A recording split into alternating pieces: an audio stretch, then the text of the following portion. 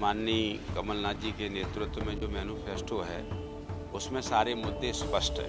एक डॉक्टर नहीं है जो डॉक्टर हार्ट की जांच कर ले और कोई आदमी जो इस समय अस्वस्थ है पूरी तरह से उसको रेफर करने लायक भी टाइम के लिए मेडिसिन नहीं है। हम लोग इस काम को करेंगे कि लोगों की रोजी रोटी की व्यवस्था के लिए हम लोग वहाँ कोई ऐसा व्यवस्था कराएंगे जिससे लोगों के चूल्हे जल सकें।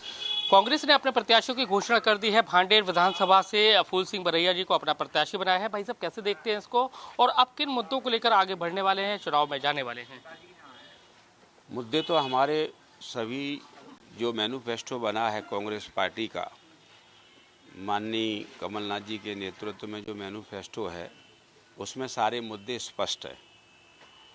जैसे सबसे पहले 27 लाख किसानों का जो कर्जा माफ़ कर रही थी सरकार, कांग्रेस पार्टी ने सरकार को गिरा दिया तो किसानों का कर्जा माफ़ नहीं हो पाया था, उसको हम स्टार्ट कर देंगे। लेकिन ये तो कांग्रेस कह रहे हैं, लेकिन आपकी विधानसभा की पर्टिकुलर बात करें, क्योंकि सरकार गिराने का काम आपकी विधानसभा से जो बीजेपी के कांग्रेस के विधायक थे फिर बीजेपी में चले, उन्होंने गिराने का उस विधानसभा को लेकर क्या मुद्दे हैं, किन मुद्दों को लेकर आप चुनाव में जाने वाले हैं? एक तो भांडेर सबसे पिछड़ा हुआ है। शिक्षा के मामले में भांडेर का एक तरह से बस नाम का ही भांडेर है, शिक्षा नाम की वहाँ कोई बहुत अव्वल योजनाएं नहीं है। दूसरा, स्वास्थ्य के मामले में अभी कोई महिला उसका बच्चा अगर जन्ना हो तो वहाँ पर कोई इतनी सुविधा नहीं है कि भांडेर में किसी महिला का बच्चा स्वस्थ रूप से जन्म ले ले, और वहाँ ईसीजी मशीन तक नहीं है। और मेरा ऐसा मानना है कि जो पूरा का पूरा जो भांडेर का जो सिस्टम है, अभी आप देखेंगे एक डॉक्टर नहीं है जो डॉक्टर हार्ट की जांच कर ले और कोई आदमी जो इस समय अस्वस्थ है पूरी तरह से उसको रेफर करने लायक भी टाइम के लिए मेडिसिन नहीं है। तो सबसे पहले काम हम उनका शिक्षा का और स्वास्थ्य का ये काम करेंगे। और बाद की जो बात है कि लोगों की बेरोजगारी जो देश में फैली है, भांडेर में सबसे ज़्यादा है। वहाँ तो रोजगार नाम की कोई चीज़ नहीं है। वहाँ पर इसके पहले कोई गैस का संयंत्र लाए थे, ऐसे ही चलता रहा। तो मुझे नहीं लगता कि इसमें कोई सच्चाई है। हम लोग इस काम को करेंगे कि लोगों की रोजी रोटी की व्यवस्था के लिए हम लोग वहाँ कोई ऐसा व्यवस्था कराएंगे जिससे लोगों के चूल्हे जल सकें। उपचुनाव देखना पड़ा क्योंकि आपके दर से बगावत हो गई थी, कांग्रेस से बीजेपी में चले, क्या वो मुद्दा भी इस बार रहने वाला है चुनाव में? नहीं, उस प्रकार का कोई मुद्दा नहीं है। और आज का जो इशू है, कांग्रेस की बहुमत की सरकार बन रही है, जनता बीजेपी को हटाना चाहती है और बीजेपी भी मान चुकी है कि वो अब हटने वाली है। ये कोई मुद्दा नहीं है। अब तो सरकार बनाने का, और सरकार कांग्रेस कैसे चलाए इस प्रकार से जनता के बीच में सरकार चलाए कि कांग्रेस पार्टी की सरकार 20 साल तक रहे। आपके क्षेत्र में तो बड़े कद्दावर नेता है बीजेपी के, कहा जाता है कि उन सभी सीटों पर उनका होल्ड है, कैसे देखते हैं? मुझे इसकी संबंध में कोई जानकारी नहीं है कौन से नेता हैं। क्या नाम बताएंगे तो मैं बता दूंगा। बीजेपी के नेता नरोत्तम मिश्रा के बारे में कहा है। नरोत्तम मिश्रा जी इस बार खुद ही हार रहे हैं।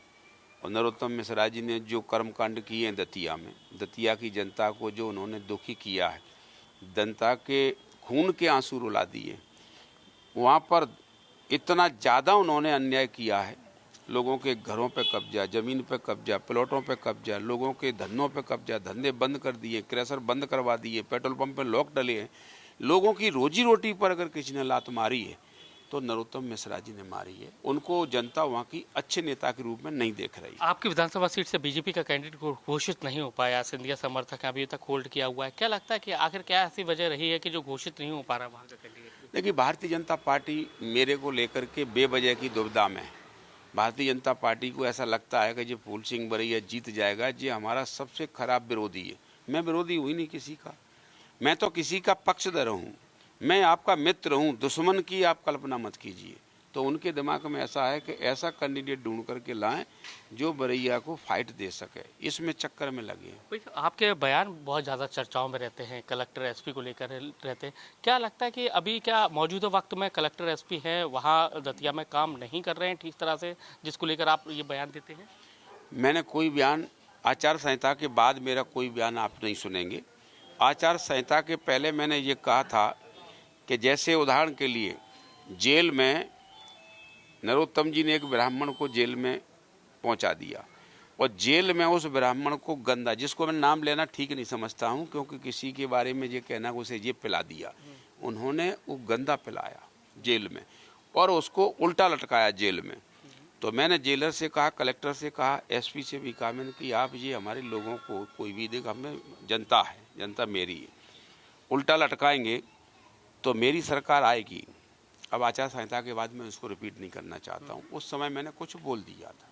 आचार संहिता के बाद आप कुछ भी ऐसा शब्द नहीं सुनेंगे जो चर्चा में रहने वाला है। चर्चा में रहने वाला है वो यही शब्द है कि कांग्रेस की सरकार बहुमत से आएगी, कमलनाथ जी मुख्यमंत्री बनेंगे, काम इतने होंगे, वचन पत्र को आप पढ़ेंगे नहीं, आपको लगेगा कि ये वचन पत्र जो बना है कांग्रेस पार्टी का, ये वचन पत्र अगर सही तरीके से लागू हो जाए 5 वर्ष बाद लोगों को एहसास होगा कि गरीबी कहाँ चली गई। देखिए, बीजेपी ने पिछली बार भी उपचुनाव में आपके वीडियोस को वायरल किया था, इस बार भी कहीं ना कहीं वो उन वीडियो को भी तो वायरल कर सकती है, मुद्दा बना सकती है, वायरल कर सकती है, तो ऐसे को लेकर क्या करने वाले हैं? बीजेपी असंवैधानिक पार्टी है।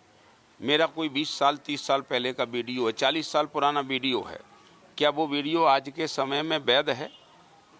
कोर्ट ने उसको अवैध घोषित कर दिया था और इलेक्शन कमीशन ऑफ इंडिया की अदालत में उसको अवैध घोषित किया गया था। लेकिन बीजेपी अवैध बयानों को भी, या बीजेपी जो काम नहीं हो सकता है उसको भी करती है। बीजेपी जैसी धरती पर ऐसी पार्टी जो कानून को नहीं मानती हो, अकेली बीजेपी है। अब बताओ, 40 साल पुराना वीडियो का आज क्या मतलब? आज मैं कांग्रेस में हूँ, मैं कांग्रेस के आचार विचार से रहूँगा कि मैं उस समय कैसे रहूँगा?